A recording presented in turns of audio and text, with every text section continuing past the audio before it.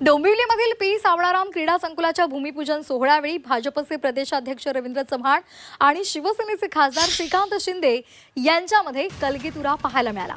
एमएमआरडीएचा निधी पंतप्रधान नरेंद्र मोदी आणि मुख्यमंत्री देवेंद्र फडणवीसांमुळे मिळू लागला असं विधान रवींद्र चव्हाण यांनी केलं।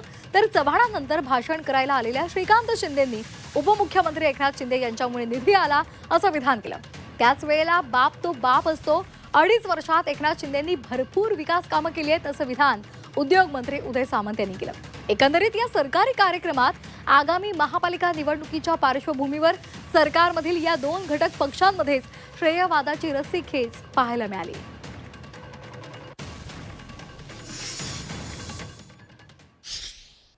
दोन 2014चा अगोदरचा काळ आम्ही सर्वजण विधानसभांमध्ये जिल्हा नियोजन त्या बैठकांमध्ये किंवा वेगवेगळ्या मार्गातून ज्या वेळेला काम करत होतो त्यावेळेला लक्षात येत होतं की आम्हाला सर्वांना एमएमआर रिजन एमएमआरडी हा विषय जो आहे हा विषय अत्यंत संकुचित असा विषय होता।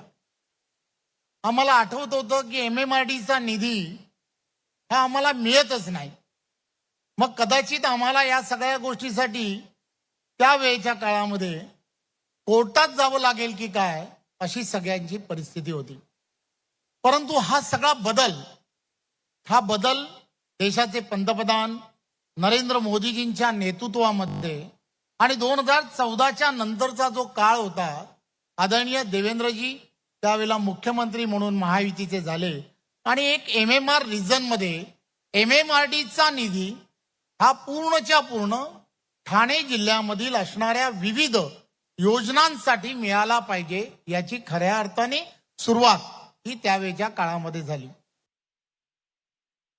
ही कल्याणच्या कल्याणशील रोड आपल्या सगळ्यांना माहिती आहे। 2014च्या अगोदरची परिस्थिती की जायला एक रस्ता होता छोटा रोड आणि यायला एक रोड होता, त्याच्यामध्ये खड्डे बिड्डे भरपूर काय काय काय काय काय काय असायचे।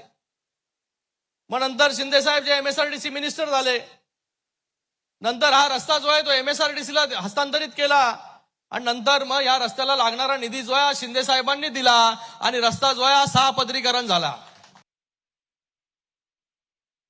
अजून एक धाडसानं सांगतो, शेवटी बाप तो बापच असतो।